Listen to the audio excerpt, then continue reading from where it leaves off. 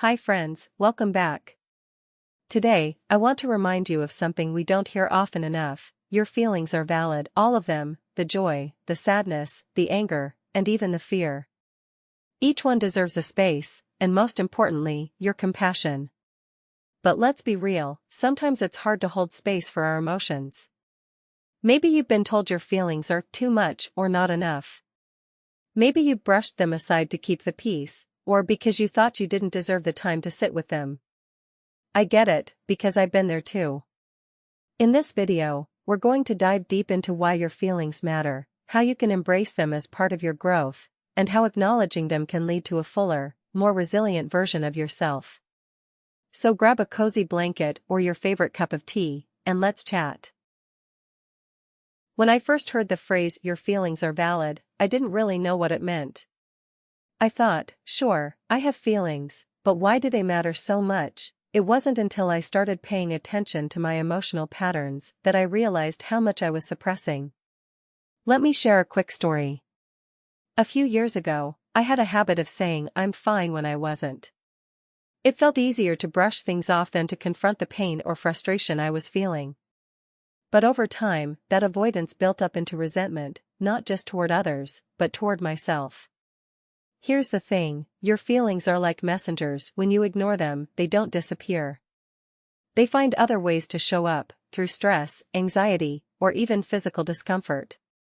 When you validate your feelings, you're not just acknowledging the emotion, you're telling yourself, I'm worthy of attention and care.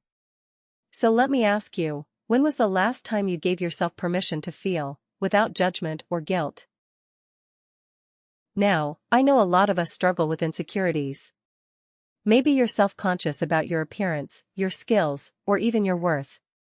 And hey, I've been there too.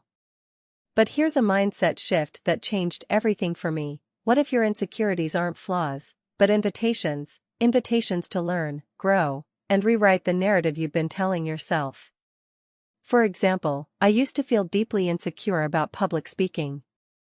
The idea of being vulnerable in front of others made me want to crawl into a hole. But instead of avoiding it, I started asking myself why I felt that way. What was I afraid of? Rejection? Embarrassment? Failure? The more I dug into those fears, the more I realized they were just stories I'd been telling myself, stories I had the power to rewrite. And you can too. Instead of saying, I'm not good at this, try saying, I'm still learning. Instead of thinking, I'm not enough, remind yourself, I'm evolving. Remember, growth doesn't come from avoiding discomfort. It comes from leaning into it. Let's talk about self-compassion, because I know a lot of you are harder on yourselves than anyone else could ever be. Imagine this, your best friend is going through a tough time. They're doubting themselves, feeling lost, or just having a bad day. What would you say to them? You'd probably offer words of encouragement, a listening ear, or a reminder of how amazing they are, right? Now, how often do you give that same kindness to yourself? Self-compassion isn't about letting yourself off the hook or ignoring mistakes, it's about recognizing that you're human. You're going to stumble, and that's okay. Every misstep is a lesson, every setback a step forward in disguise. So the next time you catch yourself spiraling into self-criticism, pause and ask, what would I say to a friend right now? Then say it to yourself. One of the best tools I've found for building resilience is mindfulness. Now, I know mindfulness can feel like a buzzword, but it's truly life-changing when practiced consistently. Mindfulness is simply the act of being present, tuning into your thoughts, feelings, and surroundings without judgment. It's about observing, not reacting.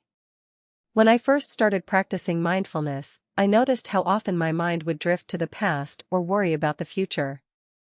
But with time, I learned to anchor myself in the now, even if the now wasn't perfect. Here's a quick exercise you can try. 1. Close your eyes and take a deep breath. 2. Focus on the sensation of the air entering your lungs and leaving your body.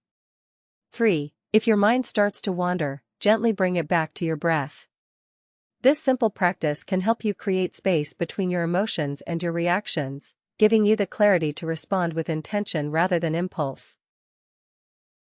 Now that we've talked about self-love, compassion, and mindfulness, I want to end with a reflection exercise. Ask yourself, what truly matters to me? Is it spending time with loved ones? Pursuing a passion? Contributing to something greater than yourself? Whatever it is, make it a priority. Life is too short to get caught up in things that don't align with your values. Here's a practice I use to stay aligned with my priorities. At the start of each week, I write down 3 things I want to focus on. Then, I check in with myself daily to see if my actions are matching my intentions. It's a simple way to stay grounded and intentional. Before we wrap up, I want to leave you with this: you are enough, exactly as you are, your feelings are valid, your journey is your own, and every step you take is leading you closer to the person you're meant to be. If this message resonated with you, let's keep the conversation going. Drop a comment below about how you're learning to embrace your feelings and grow through them. And if you found this video helpful, don't forget to like, share, and subscribe, because we're all in this together. Until next time, take care of yourself. You're worth it.